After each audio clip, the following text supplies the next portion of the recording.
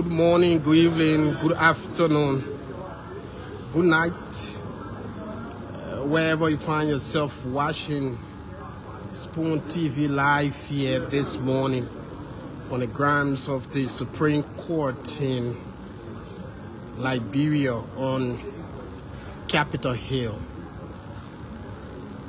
It's a wonderful morning, gloomy, and an exciting one.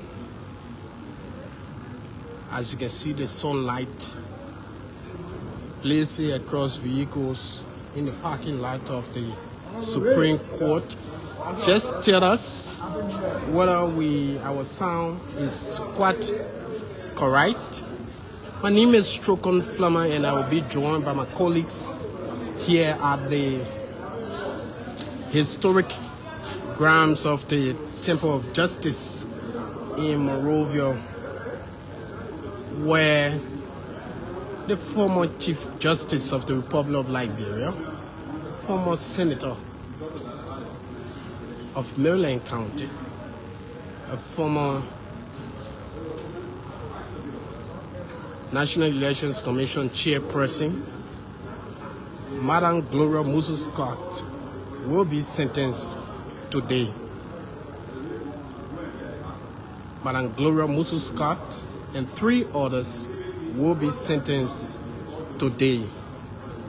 They have already arrived here earlier on. They are in criminal custody waiting for the ruling from George Roosevelt Wade.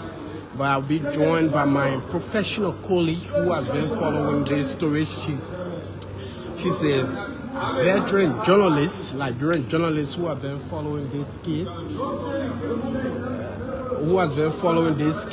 And she will give us the background of this case until where we are now, and after what's going to happen from here. So we are happy to join Fabien Kuya from State Radio. Good morning, Fabien. Good morning, Chokon, and good morning to your many listeners and fans. Good to see you here this morning, but the grounds of the Supreme Court looks quiet.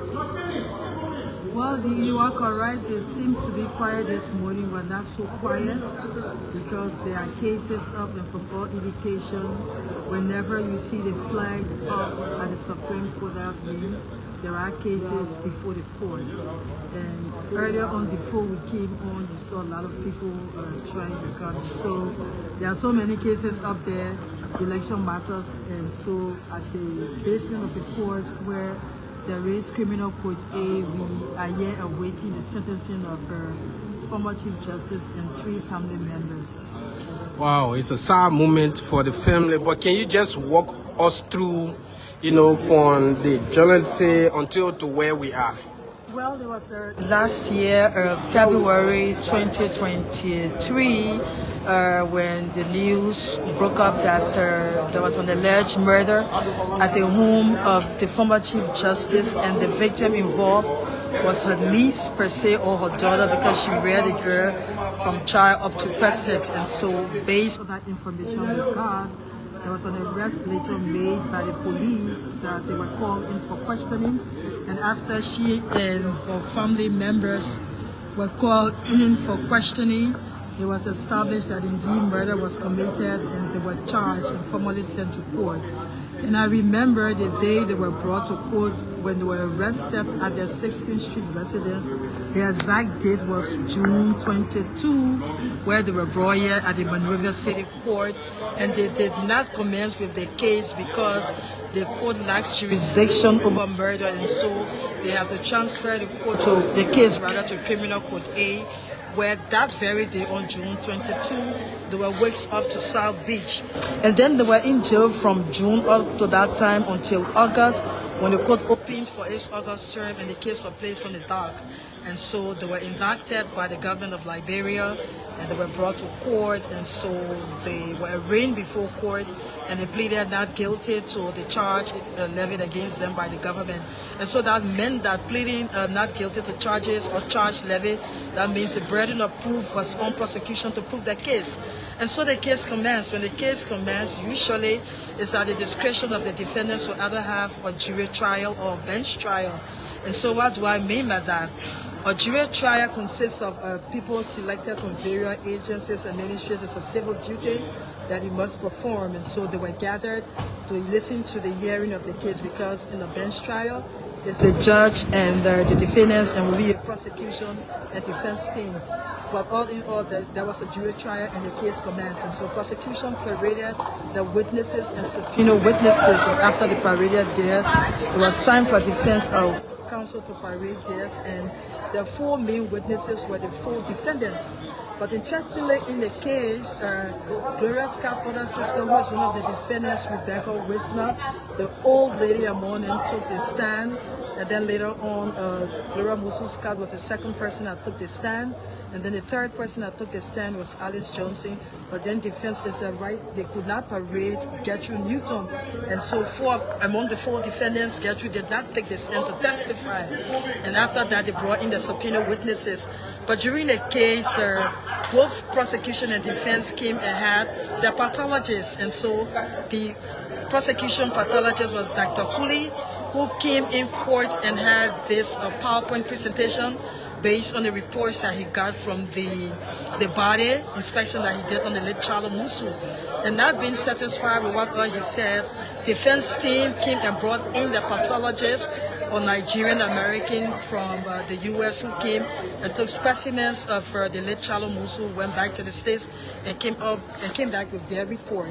But all in all, after both pathologists gave their report in court, the case was like winding down. And so on December 21 last year, the case was called, and then there was a final argument that both parties had. And then after the final argument, the jury listened to both parties and went in a deliberation room after several hours and came out with the decision. Among the 12, we had 11 found her guilty and one person found her not guilty. And so that verdict was read in court by the jurors, and during that time, after that verdict was being handed down by the jurors at Criminal Code A, defense lawyer took an exception. And the law is that once a person has been found guilty by a jury trial, they've been given 7 to 14 days for the court to decide. And so because it was a Christmas break, and so the court had to send, that's a normal thing in law, they have to send the Bureau of Correction and Rehabilitation officers to go in the community in which they live to ascertain about the behavior, and based on the behavior, it's left with the discretion of the judge to either sentence them for life or have a lesser sentence. But remember, only our laws of death by hanging has been abolished, and so today, sentencing, we expect them to either be sentenced to life imprisonment or from 25 years and above. Initially, we came out of court and thought the case would have commenced 10 a.m. this morning. We learned from the judge that it will be at 11 o'clock this morning, where the sentencing will be held at Criminal Code A this morning. So we are around and waiting so that we hear what's going to be the sentencing of the former Chief Justice and 3 family members. Fabian, thank you so much for walking us through from the beginning. Those who are just joining us, this is Spoon TV Live from the grounds of the Supreme Court. And today, Madam Gloria Musu Scott, former Chief Justice, is expected to be sentenced in a moment from now. And Fabian Kuya has been following the story. Aside from that, she's also a veteran reporter at the court. That's how I like to describe her. Fabian, just tell us your experience over the years from the court. Has there been any case of such magnitude? Yeah, for me, initially I came from the Catholic Run Radio Veritas, where I worked several years until it was closed down, and then I joined ELBC and came there since 2016, and I replaced Father Matthews, who was the court reporter for State Radio, but now he's a magistrate, now assigned at the Monrovia Magistrate Court. And so I stepped in his shoes. That was a real hard task, but then I follow up cases at Radio Veritas, and so things very strange around here. But back to your question, I can compare this case to that of there are some similarities in the case with Hans William and his wife in the Angel Stupa case. So they have some similarities in the sense that it was the same murder committed, but then Angel was like either by hanging herself with a shoestring that they alleged, and so there were several pathologists brought in the country to actually ascertain the cause of death. And so, I mean, it went through the case, and last time it was a major case, a murder case, it was something major in the country that everybody wanted to know about. And so, I mean, they came down with a ruling, and that case has ended, and so we can simply attribute just part, not exactly, but that of the Gloria Mususcat case, because imagine Gloria Mususcat, I would say, a former Chief Justice, a former Senator, you actually craft and say, she's the jailer now going to jail. Actually, the jailer goes to jail because she had all the powers, and now she's the one going to jail in behind bars. And then that happened between 3 family members. So it's something that people should actually follow up from the beginning and to the end to see as to whether it's going to end. Because as I said earlier, if there is a sentence today, for lawyers might take an appeal, and that will be before the Supreme Court. So we are waiting to see. That's where I was coming in, because when the sentence, you know, it's been read to her, whether the defense counsel can do anything about it. Yes, that's a right to take an appeal. And once an appeal has been taken or is being taken in that matter, normally whatever happens at the lower court is at the hold. So we wait to see what the sentence will be about, as to whether to take an appeal or maybe go for a new trial or what have you. Because I cannot speak for the defense counsel, neither can I speak for the court. But it's what I assuming normally that's what happens. So once she's been sentenced today along with her 3 family members, obviously defense counsel will take an appeal to the Supreme Court. Fabian, thank you so much for joining us. And thank you. So many people on the live are saying you are so much knowledgeable about the court system. Yeah, she's been around. So thank you, Spoon TV. We are still here. I will soon be joined by my colleague, Diamond Slanger, who will soon arrive here, and we will continue to bring you this live coverage from the grounds of the Supreme Court of Liberia, right here at Criminal Court A, where a historic sentencing is about to take place. The former Chief Justice, now people are saying the jailer is going to jail. Someone who used to jail people is now going to jail. But family members have said that the ruling wasn't fair.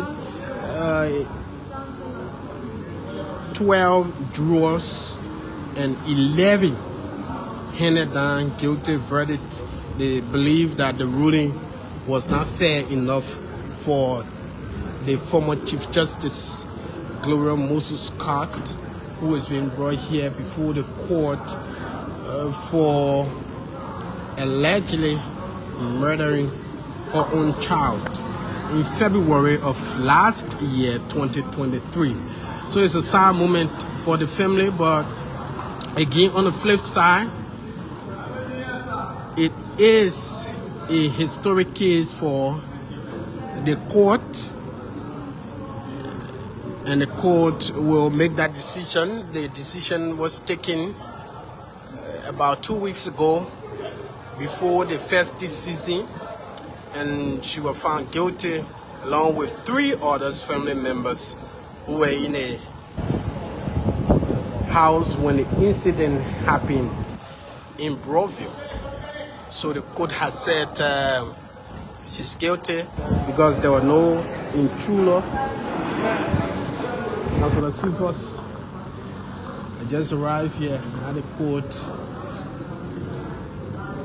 So we are here at the Supreme Court, the grounds of the Supreme Court of Liberia, where the former Chief Justice is expected to be sentenced. No one knows how many years, maybe 25, 30 years. So you can just imagine a current age giving in.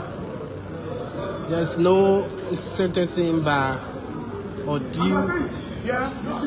That is no hanging if you are found guilty of murder. The law was repealed, so now nobody will be hanged, especially committing murder in Liberia, but lifetime, 30, 50 years, depending on the magnitude of the case. You have to go to jail for many years. Sometimes you might not even return. So it's a sad moment for the family, but an extraordinary time for the court to make this decision.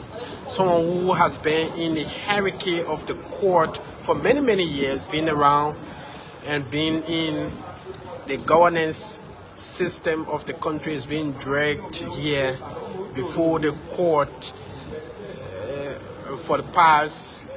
Next month will be making this case 1 year.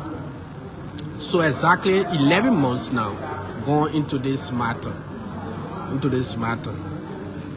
But many have said that the case has been characterized by political interference. Remember when the CDC Secretary General, Mayor Jefferson Tamakoji, was accused of being involved, in fact being the mastermind behind the entire incident, in using his henchman Valley Taylor to carry on this act. Valley was brought before the court many times, and Jefferson Koji also appeared before the court and testified into the case. Several other people have come to testify from the communities. The jurors went on the scene, on the crime scene, and they assessed the place, and they provided reports and all of that. So it has been a long haul here and there about this case. And finally, the court was able to take that decision. Like I always say, I'm not a lawyer, but lawyers who say cases as such will serve as one of the sources of the law is precedent. In years to come, this case will be used as a precedent case to make decision on further cases and inferences on other cases to come.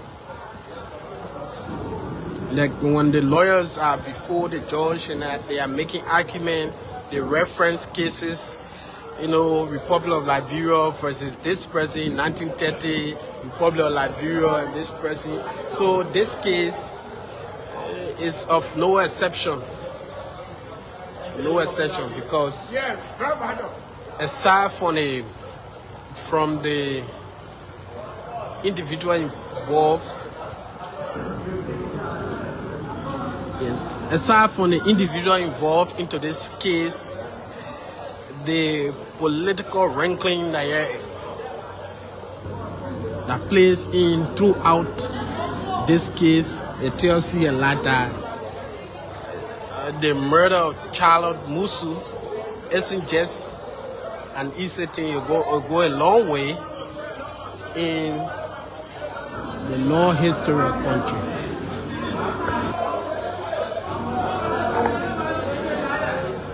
So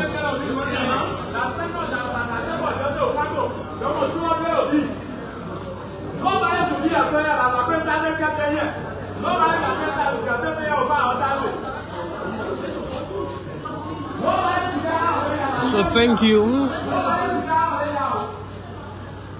So actually the security here prohibiting others to come in. This is a court. There are civil matters, criminal matters being brought here, and several cases are here. So people keep coming in, but the security trying to stop some of those people, and that is the reason they are raising alarm.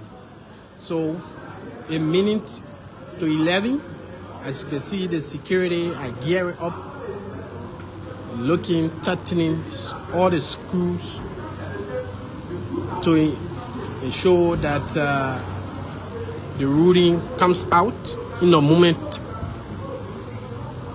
from now. From the grounds of the Temple of Justice in Monrovia Criminal Court A, Judge Roosevelt Willie will determine what's going to happen here today. A moment to reflect on the laws of Liberia. So if you're just joining us, this is Spoon TV Live. My name is Strokon Flammer. I'm here at the Supreme Court. I will be joined by my colleagues in a moment from now. We hope we can talk to some of the defense counsel today.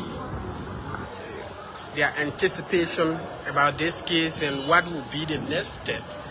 Like you heard from Fabien Kuya,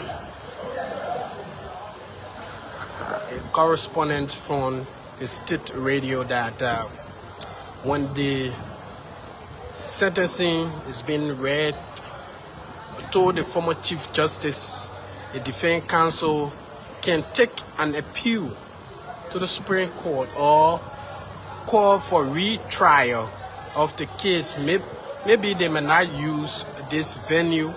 Change of venue can come in. So they are concerned.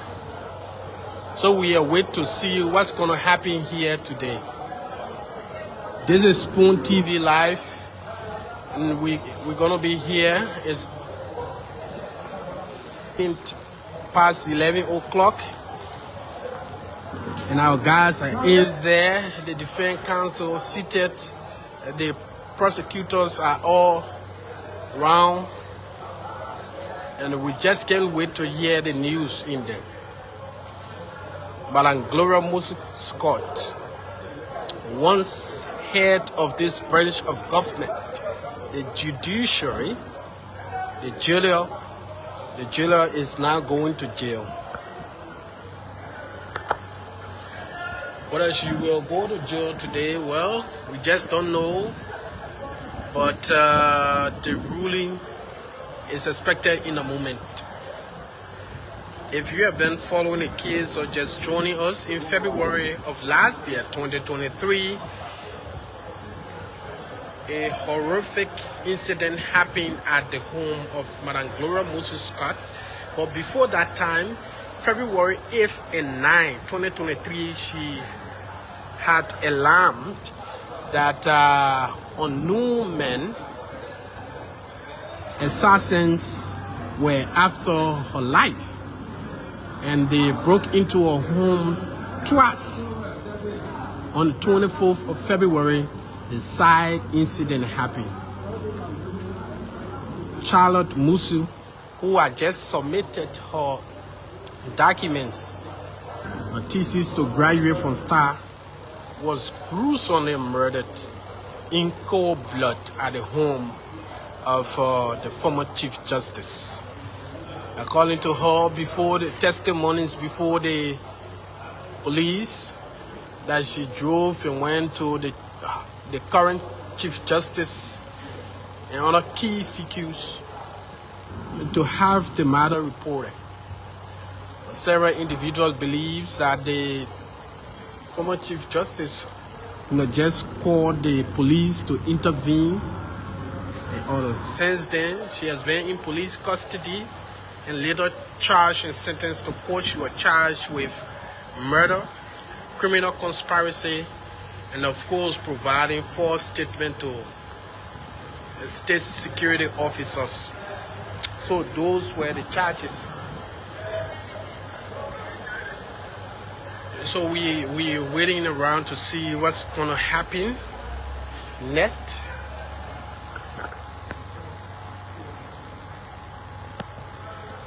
this is a landmark case that Liberians are just waiting to see what's going to happen. And I'll be joined by my colleague, Diamond Slanga, and the rest of the team as we continue to bring you update from the beginning of this case. We've been bringing you up to date on this matter. Today, it might just end, or it might just be the beginning of the long rope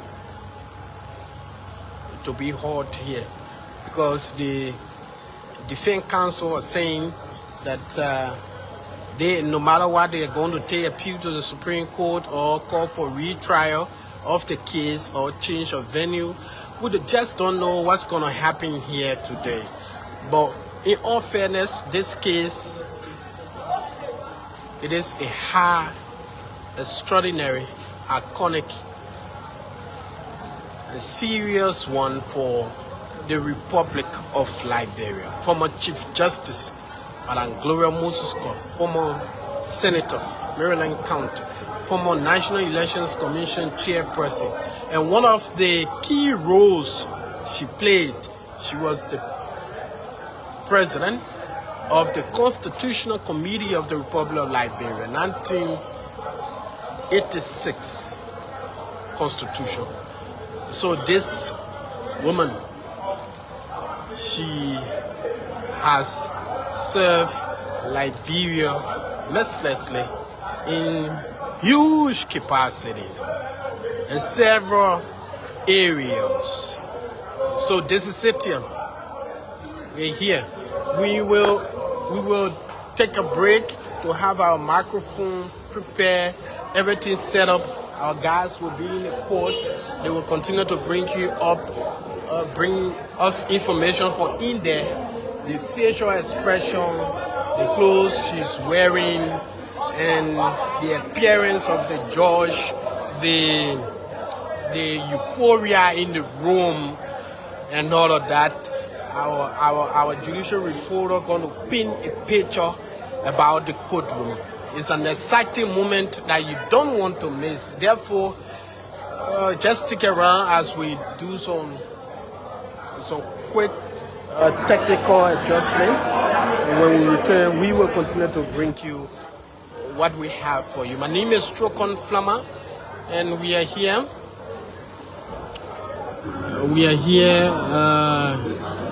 Okay, thank you so much for Michael. Thank you for making that correction. Yeah, I can recall now. Ellen Johnson Sirleaf set up a constitutional committee, and she was heading that constitutional committee. But she has served, of course, in so many capacities of the country, and most of the reforms within the judicial system, she was part of the reform. She initiated a lot. All of that, all our family members have come to see. So thank you. Let's take this break. When we come back, we'll continue to do what we do the best for you.